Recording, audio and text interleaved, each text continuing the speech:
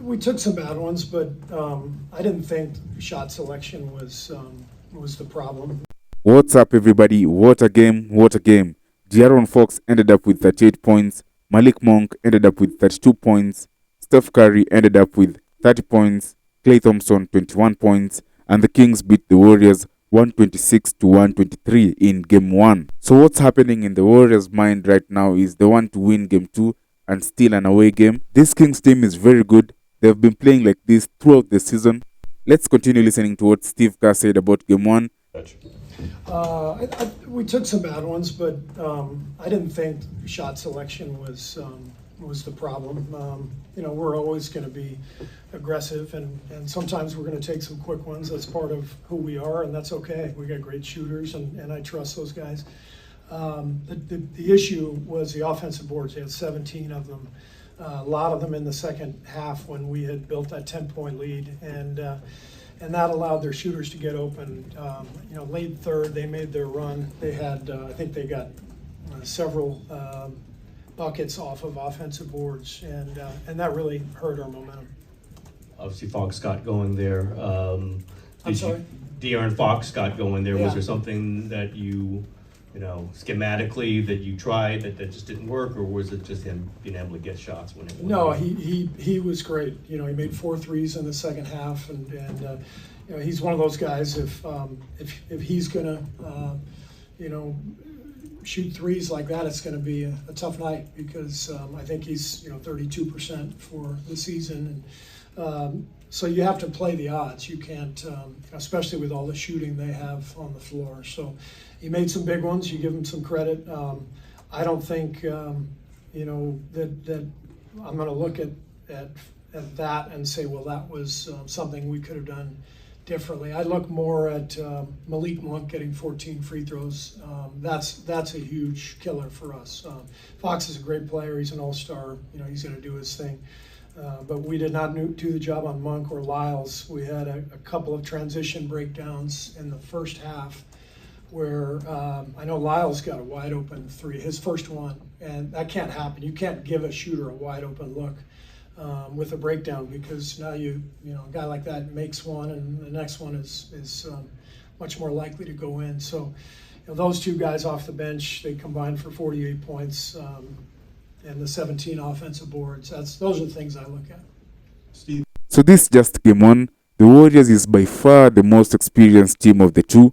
But you know what? It's playoffs, and anybody can win so long as they play the right way. Actually, the pressure is on the Kings because they have to win their second home game. We all saw what happened to the Boston Celtics last season when playing the Warriors. The only way they win this series is if they play aggressive basketball.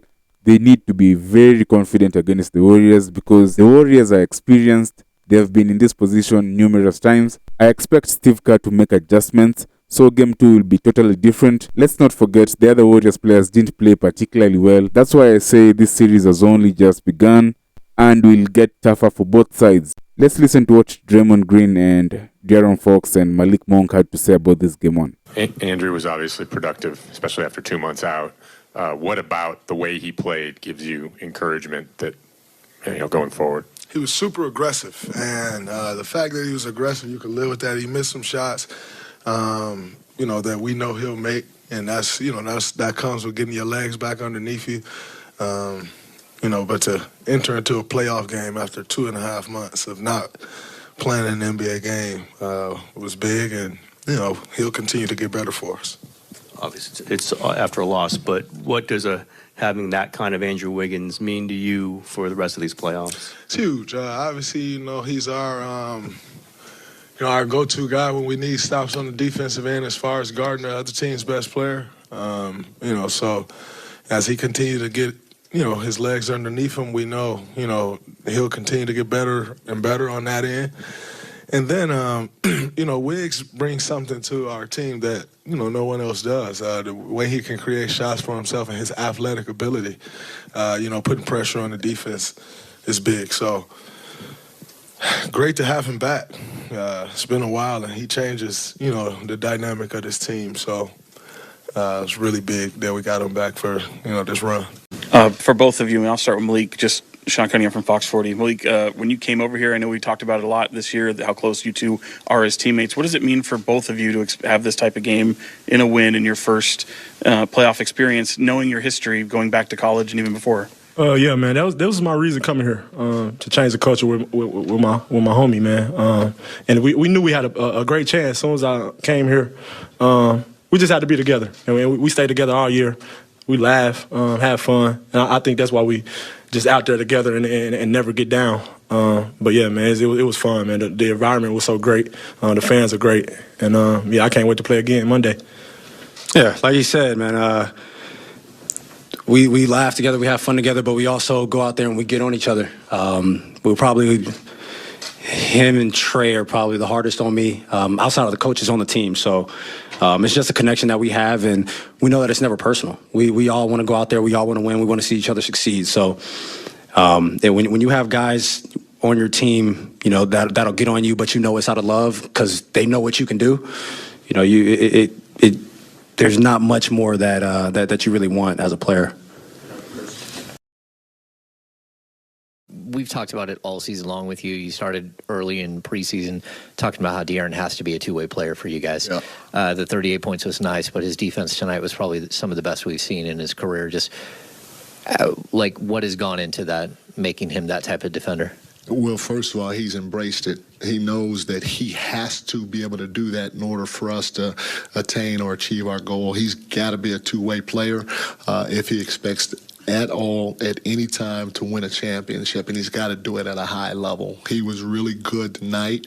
We try to give him a rest from time to time by throwing Davion in the game and letting Davion chase Steph around. We also mixed in a little bit of zone and box and one, and we're going to have to keep trying to mix it up, throughout the course of the game. But he's going to have to be not only elite for us offensively, but elite defensively. And that's what an all-star does. That's what a first, second, third team all-NBA player does. They rise to the moment, especially when the moment's really big. What did you think about Wiggins? Klay, did you know this was going to be using play this well? I'm so proud of Wiggs. To miss 3 months of NBA basketball and do what he did tonight is so impressive. I mean, he hardly breaks a sweat. And I'll take that look at the end of the game any day of the week. I mean, he's a clutch two-way player, and I'm just so grateful he's back in the mix.